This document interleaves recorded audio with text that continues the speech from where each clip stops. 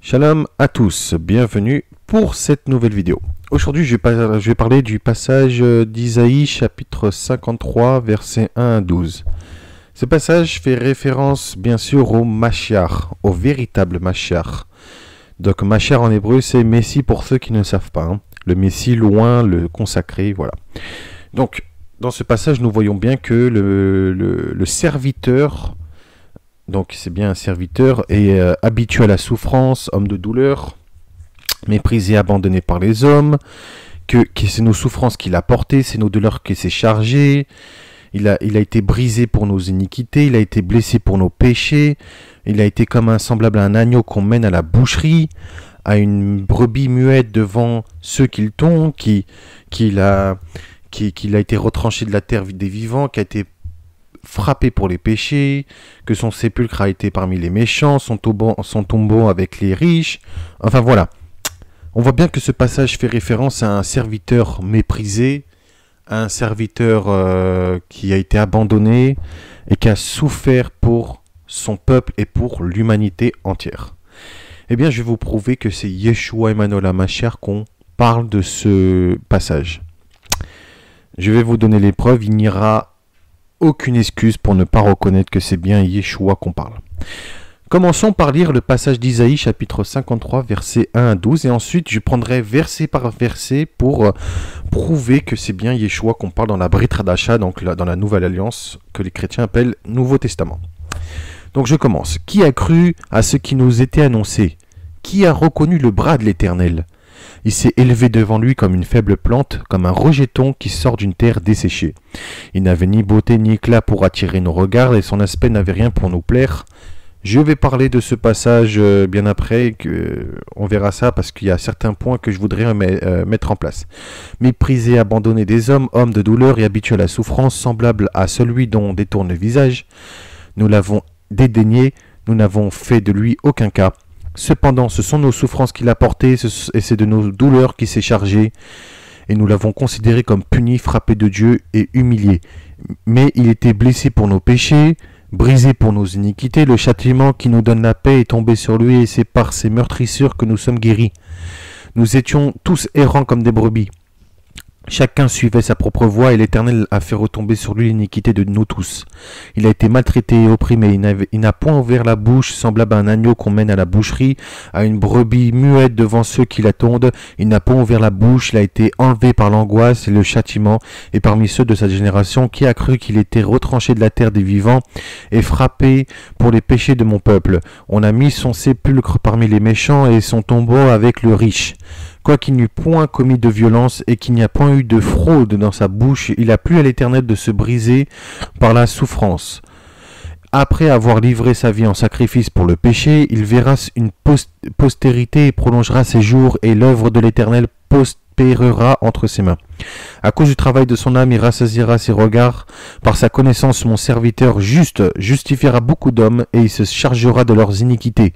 C'est pourquoi je lui donnerai sa part avec les grands, et il partagera le butin avec les puissants, parce qu'il s'est livré lui-même à la mort, et qu'il a été mis au nombre des malfaiteurs, parce qu'il a porté les péchés de beaucoup d'hommes, et qu'il a intercédé pour les coupables. Bien, voilà le passage. Donc pour commencer, Isaïe chapitre 53 verset 1, je vais, comme je l'ai dit tout à l'heure, je vais faire verset par verset, donc du verset 1 jusqu'au verset 12, en commençant par le verset 1. C'est écrit: qui a cru à ce qui nous était annoncé? Qui a reconnu le bras de l'Éternel? Alors, c'est-à-dire que par ce passage, beaucoup n'ont pas cru que c'est par le bras de l'Éternel que Yeshua a fait des miracles. Jean chapitre 12 verset 37 à 38, il est écrit: malgré tant de miracles qu'il avait fait en leur présence, ils ne le croyaient pas en lui, afin que s'accomplisse la parole d'Isaïe. Le prophète a annoncé: Seigneur, qui a cru à notre prédication, et à qui le bras du Seigneur a-t-il été révélé. Marc chapitre 3 verset 5, alors promenant ses regards sur eux avec indignation et en même temps affligé de l'endurcissement de leur cœur, il dit à l'homme: étends ta main, il étendit et sa main fut guérie. Donc, qui a cru à ce qui nous était annoncé et qui a reconnu le bras d'Éternel? C'est-à-dire qu'il ne reconnaissait pas les miracles de Yeshua et il ne reconnaissait pas celui qui fait les miracles, c'est-à-dire l'Éternel, le Père de Yeshua. Notre Dieu aussi. Isaïe chapitre 53 verset 2. Alors là, franchement, je suis en colère contre plein de gens. Parce qu'il y a des faux prophètes et des faux serviteurs et servantes qui osent dire que par le passage de, écoutez-moi bien, de Isaïe chapitre 53 verset 2, il est écrit: il s'est élevé devant lui comme une faible plante, comme un rejeton qui sort d'une terre desséchée. Il n'avait ni beauté ni éclat pour attirer nos regards, et son aspect n'avait rien pour nous plaire. Ce passage, des gens ont osé dire que Yeshua par ce passage était moche, était sans beauté, sans éclat, qui n'avait rien pour attirer nos regards. C'est complètement faux. Parce que Yeshua déjà, il attirait tout vers lui. Même Yeshua l'a dit: quand je serai, quand je m'élèverai de terre, j'attirerai tout vers moi, tous les hommes vers moi. De plus, quand Yeshua est venu monter d'un ânon qui est le petit d'une ânesse, toute la ville de Jérusalem chantait Hosanna au fils de David. Donc il attirait tout vers lui. Lorsqu'il fut transfiguré, il avait son visage, son apparence, ses vêtements avec éclat qui ont devenu plus blancs que neige. Tout le monde était attiré vers lui. Même il y avait des gens qui dans les rues, quand ils voyaient Yeshua, ils disaient: qui est celui-là? Et puis d'autres ont dit: c'est Jésus de Nazareth, Yeshua de Nazareth, le prophète annoncé. Tout le monde était attiré vers Yeshua, tout le monde réclamait des miracles. Et puis ça se peut pas que c'est des Yeshua, puisque Yeshua lui-même, il n'était pas faible, parce que c'était comme une faible plante, puisqu'il ressuscitait les morts, chassait les démons, il guérissait les maladies, il faisait des miracles, voilà. Donc plein de gens ont osé dire que Yeshua était faible, donc sans puissance. Il était comme un rejeton qui sort d'une terre desséchée, donc il n'avait ni beauté ni éclair pour attirer nos regards, et son aspect n'avait rien pour nous plaire. C'était complètement faux. Certains disent que Yeshua est né dans une famille modeste, donc il n'avait rien pour nous plaire niveau argent. Vous vous rendez compte où ça va? Faites attention. Quand vous voyez quelque chose comme ce verset, ne dites pas que Yeshua a été moche. C'est cracher sur la figure du maître. Imaginez-vous que vous avez un roi et que vous dites à tout le monde que ce roi, il est moche. Le roi, comment il va-t-il réagir? Et en plus, si vous êtes disciple de Yeshua, que vous dites qu'il est moche, il n'a pas de beauté ou quoi que ce soit, c'est lui cracher en pleine figure. Donc là, c'est incohérent. De plus, ce passage peut être incohérent puisque on voit dans plusieurs versets bibliques, dans Isaïe chapitre 4 verset 2, Isaïe chapitre 61 verset 11, Jérémie chapitre 23 verset 5, Zacharie chapitre 3 verset 8 et Zacharie chapitre 6 verset 12, il est écrit que en ce temps-là sortira un germe de justice, ou sortira de David un rejeton et une germe de justice, ou un rejeton d'Ishaï, qui est Jessé, le père de David.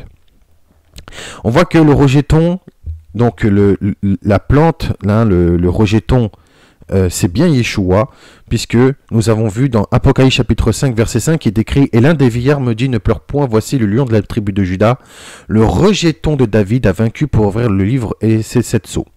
Apocalypse chapitre 22 verset 16: moi Yeshua, j'ai envoyé mon ange pour vous attester toutes ces choses dans les églises, je suis le rejeton et la postérité de David, l'étoile brillante du matin. Donc ce passage, on voit bien qu'il y aura un rejeton qui sortira d'une terre desséchée, donc c'est bien en Israël, puisque Israël c'était un désert. Donc faites attention quand vous interprétez un verset. Tout simplement, le rejeton de David est venu sur terre, dans une terre desséchée, c'est-à-dire dans une terre d'Israël. Dans la terre d'Israël oui, il y a un désert là-bas. Donc, il s'est élevé devant lui comme une faible plante, comme un rejeton. Il faut faire attention à ce que vous dites. Ne prenez pas tout à la lettre, quand même. Hein. Mais ce verset dit qu'il y aura un rejeton qui va sortir de la terre, donc c'est-à-dire qui va venir sur terre. Voilà. Donc, faites attention à ce que vous dites et à ce que vous interprétez. Isaïe chapitre 53 verset 3: méprisé et abandonné des hommes, homme de douleur et habitué à la souffrance. Semblable à celui dont on détourne le visage, nous l'avons dédaigné et nous avons fait de lui aucun cas. Matthieu chapitre 26 verset 67. Là-dessus, ils lui crachèrent au visage, ils lui donnèrent des coups de poing et des soufflets en disant: Christ, prophétise, dis-nous qui t'a frappé. Donc c'était des moqueries. Homme de douleur et habitué à la souffrance. Matthieu chapitre 27 verset 30. Et ils crachèrent contre lui, le prenaient le roseau et le frappaient sur sa tête. Matthieu chapitre 27 verset 39 à 44. Les passants l'injuriaient et secouaient la tête en disant: Toi qui détruis le temple et qui rebâtis en 3 jours, sauve-toi toi-même. Si tu es le Fils de Dieu, descends de la croix. Les principaux sacrificateurs et les scribes et les anciens se moquaient de lui, aussi de lui, et ils disaient: il a sauvé les autres et ne peut pas se sauver lui-même. S'il est roi d'Israël qui descend de la croix et que nous croirons en lui. Il s'est confié en Dieu et que Dieu le délivre maintenant s'il l'aime, car il a dit: je suis le Fils de Dieu. Les brigands crucifiés avec lui l'insultaient de la même manière. Marc, chapitre 15, verset 19. Et il lui frappait à la tête avec un roseau, crachait sur lui, il fléchissait les genoux et se prosternait devant lui. Luc, chapitre 22, verset 63. Les hommes qui tenaient Yeshua se moquaient de lui et le frappaient. Jean, chapitre 19, verset 3. Il disait: Salut, roi des Juifs, et lui donnait des soufflets. Matthieu, chapitre 26, verset 56. Mais tout cela est arrivé afin que dans les écrits des prophètes furent accomplis. Alors tous les disciples abandonnèrent et prirent la fuite. Pourquoi j'ai mis ce verset? Tout simplement, il est écrit: méprisé et abandonné des hommes de douleur et habitué à la souffrance, semblable à celui dont on détourne le visage, nous l'avons dédaigné, nous avons fait de lui aucun cas. C'est-à-dire que même les disciples l'ont abandonné, puisque Yeshua était abandonné des hommes, même par ses propres disciples. Tous sont partis par leur propre chemin. Donc tous les disciples abandonnèrent et prirent la fuite. Voilà, donc on voit que les disciples ont vraiment soutenu Yeshua jusqu'à la fin, si vous voyez qu'est-ce que je veux dire. Isaïe chapitre 53 verset 4. Cependant ce sont nos souffrances qu'il a portées, c'est de nos douleurs qu'il s'est chargé, et nous l'avons considéré comme puni, frappé de Dieu et humilié. Donc il est écrit, Matthieu chapitre 8 verset 14 à 17. Yeshua se rendit ensuite à la maison de Pierre et dont il vit la belle-mère couchée ayant la fièvre. Il toucha sa main et la fièvre la quitta, puis elle se leva et le servit. Le soir, on amena auprès de Yeshua plusieurs démoniaques. Il chassa les esprits par sa parole et guérit tous les malades afin que s'accomplisse ce qui a été annoncé par le prophète Isaïe. Il a pris nos infirmités et s'est chargé de nos maladies. 1 Pierre chapitre 2 verset 24. Lui qui a porté lui-même nos péchés en son corps sur le bois, afin que mort au péché, nous vivions pour la justice, lui par les meurtrissures duquel il avait été guéri. Duquel vous a été guéri, pardon. C'est par ces meurtrissures que nous avons été guéris. 1 Pierre chapitre 3 verset 18. Christ aussi a souffert une fois pour les péchés, lui juste pour des injustes, afin de nous amener à Dieu, ayant été mis à mort quant à la chair, mais ayant été rendu vivant quant à l'esprit. Lui, Yeshua, il a été sacrifié, il a souffert une fois pour les péchés, lui qui était juste pour les injustes. 1 Jean chapitre 2 verset 2. Il est lui-même une victime expiatoire pour nos péchés, non seulement pour les nôtres, mais aussi pour ceux du monde entier. Donc Yeshua, il a bien pris nos péchés, nos infirmités, il a porté nos souffrances, nos douleurs, qui s'est chargé. Donc, Isaïe chapitre 53, verset 5, « Mais il était blessé pour nos péchés, brisé pour nos iniquités, le châtiment qui nous donne la paix est tombé sur lui, et c'est par ses meurtrissures que nous sommes guéris. » Donc, lui, 1 Pierre chapitre 2, verset 24, « Lui qui a porté lui-même nos péchés en son corps sur le bois, afin que, mort au péché, nous vivions pour la justice, lui par les meurtrissures duquel vous avez été guéris. » Donc, j'ai remis le même passage, puisque on voit bien que c'est par ces meurtrissures que nous sommes guéris. Isaïe chapitre 53 verset 6. Nous étions tous errants comme des brebis, chacun suivait sa propre voie et l'Éternel a fait retomber sur lui l'iniquité de nous tous. Jean chapitre 10 verset 11. Je suis le bon berger donne sa vie pour ses brebis. Donc, il a fait retomber sur lui l'iniquité de nous tous, nous qui étions des brebis errantes et perdues. Donc, Yeshua a bien donné sa vie pour ses brebis. Matthieu chapitre 9 verset 36, voyant la foule, il fut ému de compassion pour elle, parce qu'elle était languissante et abattue comme des brebis qui n'ont point de berger. Romains chapitre 4 verset 25, lequel a été livré pour nos offenses et ressuscité pour notre justification. 1 Pierre chapitre 2 verset 25, car vous étiez comme des brebis errantes, mais maintenant vous êtes retournés vers le pasteur et le gardien de vos âmes, c'est-à-dire Yeshua, lui-même qui l'a dit, je suis le bon berger donne sa vie pour ses brebis. Isaïe chapitre 53 verset 7. Il a été maltraité et opprimé. Il n'a point ouvert la bouche, semblable à un agneau qu'on mène à la boucherie, à une brebis muette devant ceux qui la tondent. Il n'a point ouvert la bouche.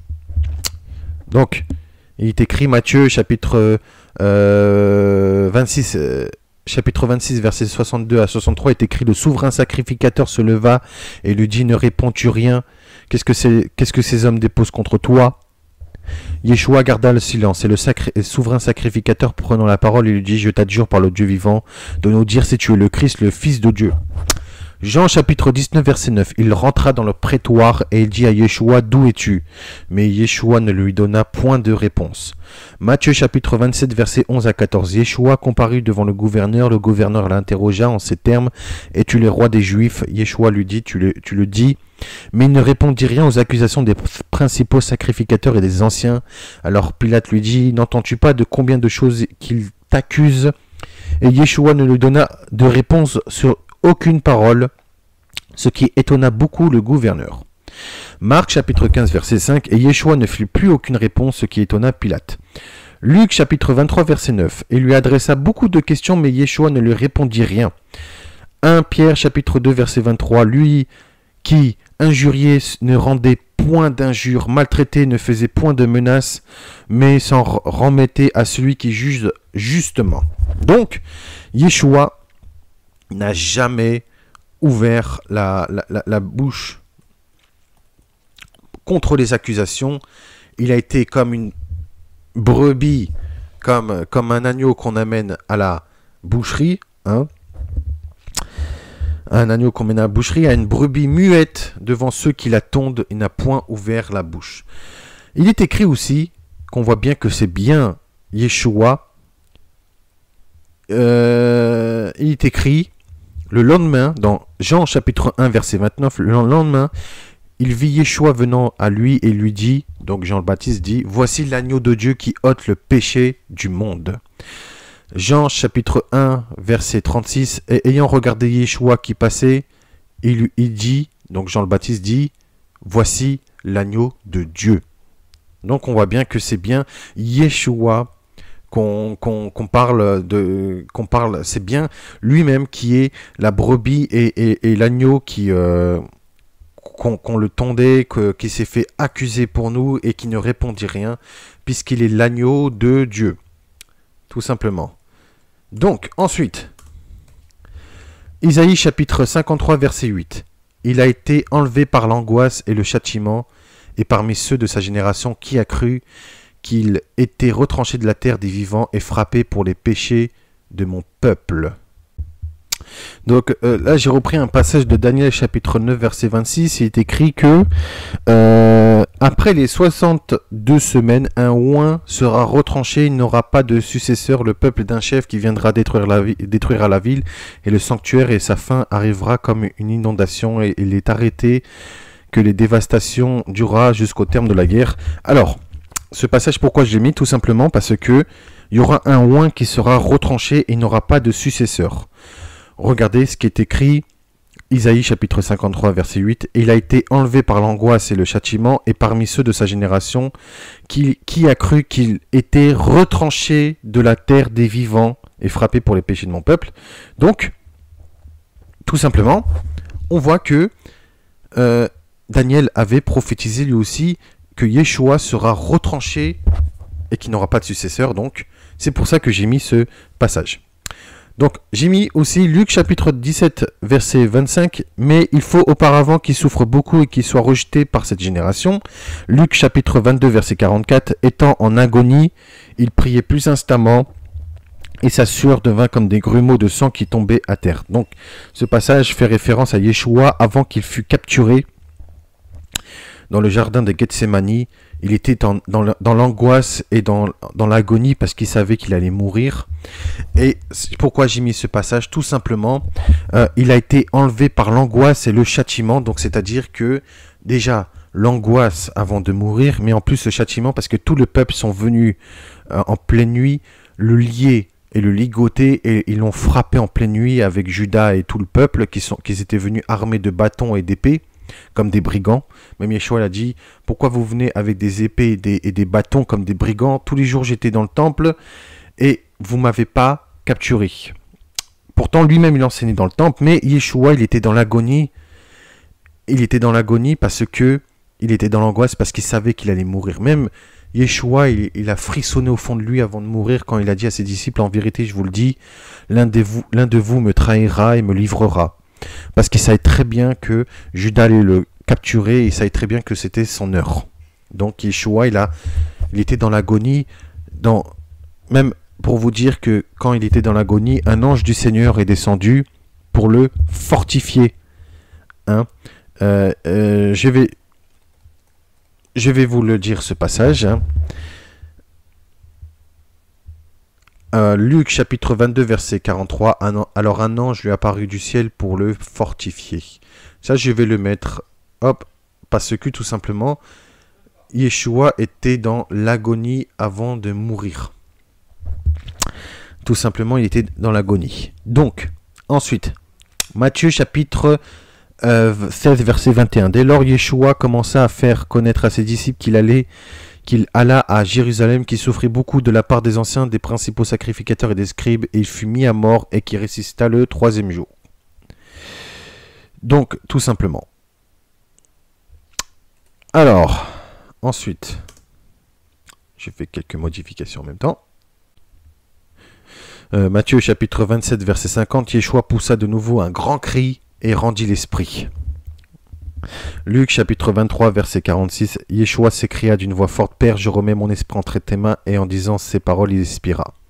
Donc pourquoi? Parce que tout simplement il a été retranché de la terre des vivants et il a été frappé pour les péchés de son peuple. Donc c'est pour ça que j'ai mis, parce qu'il a poussé un grand cri et il rendit l'esprit, c'est-à-dire qu'il a expiré, donc il a été retranché de la terre.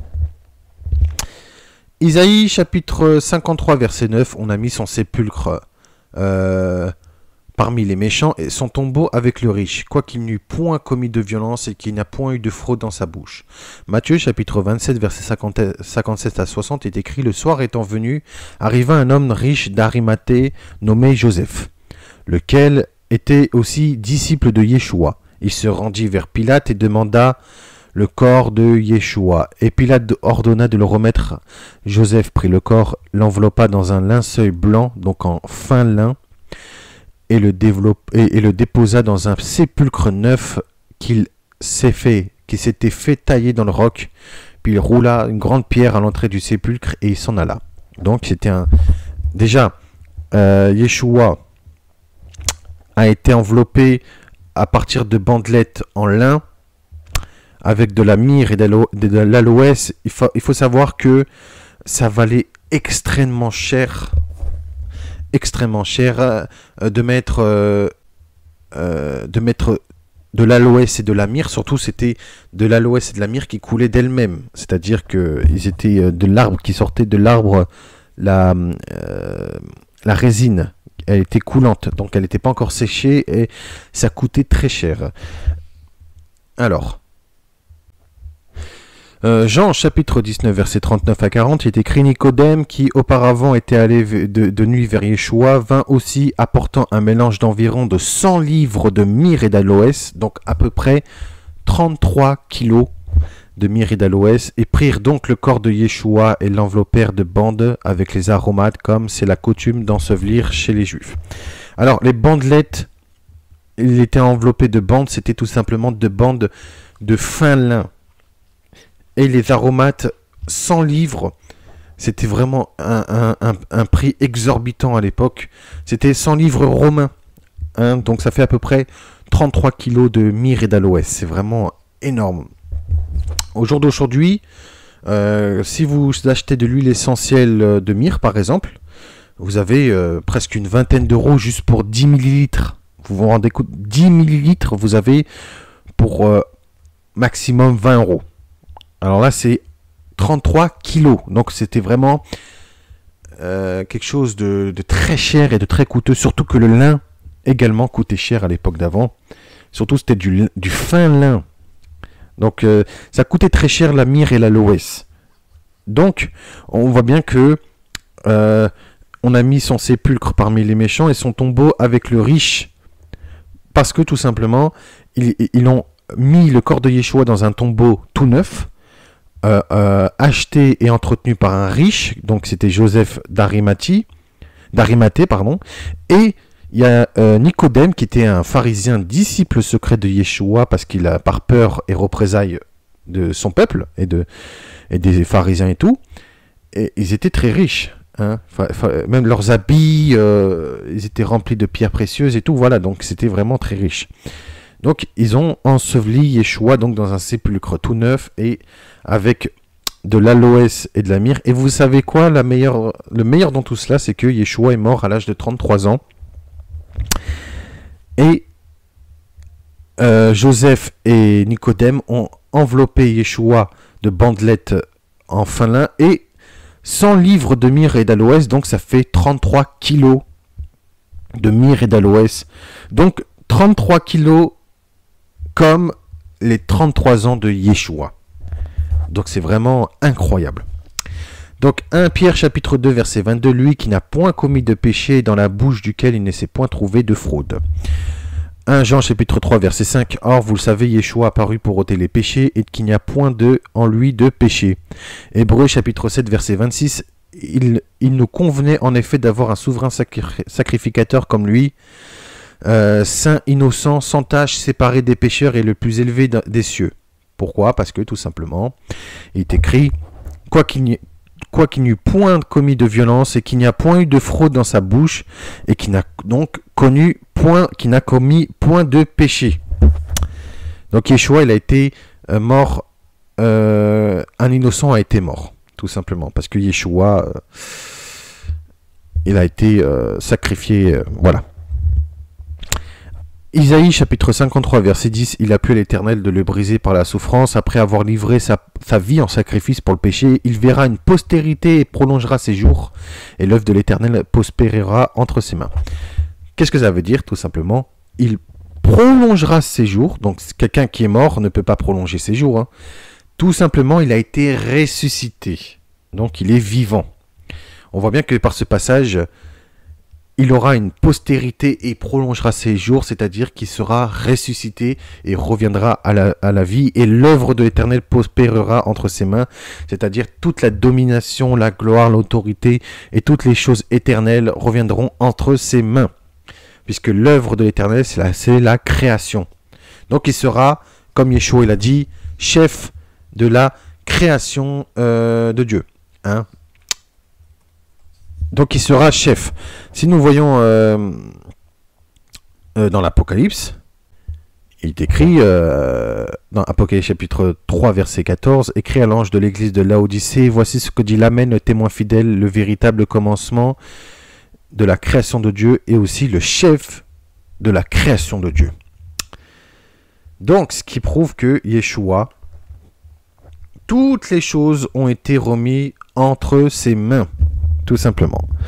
Donc, Matthieu chapitre 16, verset 21, dès lors Yeshua commençait à faire connaître à ses disciples qu'il alla à Jérusalem, qu'il souffrait beaucoup de la part des anciens, des principaux sacrificateurs, des scribes, qu'il fut mis à mort et qu'il ressuscita le 3e jour, comme il a dit Isaïe, après avoir livré sa vie en sacrifice pour le péché, il verra une postérité et prolongera ses jours, c'est-à-dire que après la mort, il ressuscitera et prolongera ses jours, c'est-à-dire que il vivra éternellement. Donc là j'ai mis la crucifixion, hein, Matthieu chapitre 27 verset 31. Après s'être ainsi moqué de lui, ils lui ôtèrent le manteau et lui remirent ses vêtements et l'emmenèrent pour le crucifier. Bien, ça c'était sa mort. Donc maintenant sa résurrection, Luc chapitre 24 verset 1 à 8, le premier jour de la semaine, donc le dimanche, donc les maris, se rendirent au sépulcre du grand matin en portant les aromates qu'elle avait préparés. Elles trouvèrent que la pierre a été roulée de devant le sépulcre et étant entrées, elles ne trouvèrent point le corps du Seigneur Yeshua. Comme elles ne savaient pas que penser de cela, voici 2 hommes les apparurent et en habits resplendissants. Saisis de frayeur, elles baissèrent le visage contre terre, mais ils leur dirent: Pourquoi cherchez-vous parmi les morts celui qui est vivant? Il n'est point ici, mais il est ressuscité. Souvenez-vous de quelle manière il vous a parlé lorsqu'il était encore en Galilée, et qui disait: Il faut que le Fils de l'homme soit livré entre les mains des pécheurs, qui soit crucifié, qui ressuscita le troisième jour. Et elles le ressouvinrent des paroles de Yeshua. Actes chapitre 1 versets 9 à 11. Après avoir dit cela, il fut élevé pendant qu'il les regardait. Donc pendant que les disciples regardaient Yeshua qui montait dans les nuées, et une nuée le déroba à leurs yeux. Et comme ils avaient les regards fixés vers le ciel, pendant qu'ils s'en allaient, Yeshua s'en allait, voici deux hommes vêtus de blanc leur apparurent et dirent: Hommes galiléens, pourquoi arrêtez-vous à regarder au ciel? Ce Yeshua qui a été enlevé au ciel du milieu de vous reviendra de la même manière que vous l'avez vu allant au ciel. Actes chapitre 10 verset 40. Dieu l'a ressuscité le troisième jour, il a permis qu'il apparût. 1 Corinthiens chapitre 15 verset 14. Il a été enseveli et qu'il est ressuscité le troisième jour selon les Écritures. Isaïe chapitre 53 verset 11. À cause du travail de son âme, il rassasiera ses regards. Par sa connaissance, mon serviteur juste justifiera beaucoup d'hommes, et il se chargera de leurs iniquités. Matthieu chapitre 11 verset 4 à 5. Yeshua leur répondit: Allez rapporter à Jean ce que vous entendez, ce que vous voyez. Les aveugles voient, les boiteux marchent, les lépreux sont purifiés, les sourds entendent, les morts ressuscitent, et la bonne nouvelle est annoncée aux pauvres. 2 Corinthiens chapitre 5 verset 21. Celui qui n'a point connu le péché, il a fait devenir péché pour nous, afin que nous devenions en lui justice de Dieu. Romains chapitre 5 verset 18 à 19. Ainsi donc, comme par une seule offense, la condamnation a atteint tous les hommes, de même par un seul acte de justice, la justification qui donne la vie s'étend à tous les hommes, car comme par la désobéissance d'un seul homme, beaucoup ont été rendus pécheurs, de même par l'obéissance d'un seul, beaucoup seront rendus justes, donc justifiés. 1 Jean chapitre 2 verset 1. Mes petits enfants, je vous écris ces choses afin que vous ne péchiez point, et si quelqu'un a péché, nous avons un avocat auprès du Père, Yeshua Emmanuel Hamashiach, le juste. Donc il s'est chargé tous nos péchés, puisque les aveugles voient, les boiteux marchent, les lépreux sont purifiés, les sourds entendent, les morts sont ressuscités et les démons sont chassés. Donc il s'est chargé de tous nos iniquités, et il a annoncé la bonne nouvelle aux pauvres. Donc il nous a justifiés, lui qui est monté aux cieux, lui qui s'est fait devenir péché pour nous, puisqu'il n'a connu aucun péché. N'oublions pas qu'il a été créé sans péché, puisque Marie était vierge et que Yeshua a été créé sans péché. Eh bien, il est devenu péché à cause de nous, par le supplice de la croix. Il a porté tout sur nous, afin que nous devenions en lui justice de Dieu. Et enfin, Isaïe chapitre 53 verset 12, c'est pourquoi je lui donnerai sa part avec les grands, il partagera le butin avec les puissants, parce qu'il s'est livré lui-même à la mort, et qu'il a été mis au nombre des malfaiteurs, parce qu'il a porté les péchés de beaucoup d'hommes, et qu'il a intercédé pour les coupables. Jean chapitre 10 verset 15, comme le Père me connaît que je le connais, le Père, je donne ma vie pour mes brebis. Jean chapitre 10 verset 17 à 18, le Père m'aime parce que je donne ma vie afin de la reprendre. Personne ne me l'ôte, mais je la donne de moi-même. J'ai le pouvoir de la donner et j'ai le pouvoir de la reprendre. Tel est l'ordre que j'ai reçu de mon Père. Matthieu chapitre 20 verset 28, tout comme le Fils de l'homme n'est point venu pour être servi, mais pour servir et donner sa vie comme rançon en échange d'un grand nombre de personnes. Et enfin, Marc chapitre 15 versets 27 à 28, ils crucifièrent avec lui deux brigands, l'un à sa droite et l'autre à sa gauche. Ainsi fut accompli ce qu'est dit l'Écriture. Il a été mis au nombre des malfaiteurs, c'est-à-dire qu'il a donné sa vie pour nous. Voilà. Donc on voit que Yeshua a donné sa propre vie, comme il disait Isaïe dans 53:12. Parce qu'il s'est livré lui-même à la mort. Parce qu'il a été mis au nombre des malfaiteurs, parce qu'il a porté les péchés de beaucoup d'hommes. Et qu'il a intercédé pour les coupables. N'oublions pas ce qui est écrit. 1 Jean chapitre 2 verset 1. Mes petits enfants, je vous écris ces choses afin que vous ne péchiez point. Et si quelqu'un a péché, nous avons un avocat auprès du Père, Jésus-Christ, Yeshua Emmanuel Hamashiach, le juste. Donc il y a aussi un autre passage. Romains chapitre 8 verset 34, qui les condamnera? Christ est mort bien plus. Il est ressuscité, il est à la droite de Dieu, il intercède pour nous. Donc c'est-à-dire que nous avons quelqu'un qui intercède pour nous, c'est Yeshua Emmanuel Hamashiach. Tout simplement. Il y a aussi 1 Timothée chapitre 2 verset 5, il y a un seul Dieu et il y a aussi un seul médiateur entre Dieu et les hommes, Yeshua Emmanuel Hamashiach, homme. Donc tout simplement, on voit bien que Yeshua intercède pour nous. Voilà. Alors concernant le serviteur, est-ce que Yeshua est donc ce serviteur qui... est-ce que c'est Yeshua qui est le serviteur? Eh bien la réponse est oui.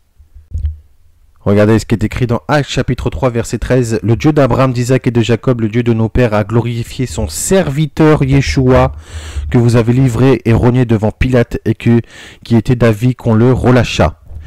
Mais aussi Actes chapitre 3 verset 26. C'est à vous premièrement que Dieu, ayant suscité son serviteur, l'a envoyé pour vous bénir en détournant chacun de vous de ses iniquités. Donc nous voyons que c'est bien Yeshua, puisque Actes chapitre 4 verset 27, en effet, contre ton saint serviteur Yeshua, que tu as oint, Hérode et Ponce Pilate se sont ligués contre cette ville avec les nations et avec les peuples d'Israël. Donc, et enfin, Actes chapitre 4 verset 30, en étendant ta main pour qu'il te fasse des guérisons, des miracles et des prodiges, par le nom de ton saint serviteur Yeshua. Amen. Donc on voit bien que Yeshua est bien ce serviteur qui a été méprisé, qui a été craché à la figure, qui a souffert pour nous. Donc, conclusion, c'est bien Yeshua Emmanuel Hamashiach qui est prophétisé dans Isaïe chapitre 53 versets 1 à 12. Si j'ai oublié quelques passages, n'hésitez pas à l'écrire dans les commentaires et que je pourrais les réécrire dans la description de la vidéo. De toute façon, je vais faire comme d'habitude, je vais tout mettre dans la description de la vidéo. Dans chaque vidéo que vous verrez, dans mes vidéos, je fais par audio et s'il y en a qui n'ont pas retenu, je remets tout. De toute façon, je remets tout dans la description pour pas que vous soyez perdus et que vous avez les preuves devant vous. On a bien les preuves que c'est bien Yeshua qui est le Mashiach. Voilà, tout simplement. À très bientôt et merci de m'avoir écouté. Je vous dis Shalom Uvracha et que le Seigneur et serviteur Yeshua, le serviteur de Dieu, soit avec vous. Amen. À bientôt.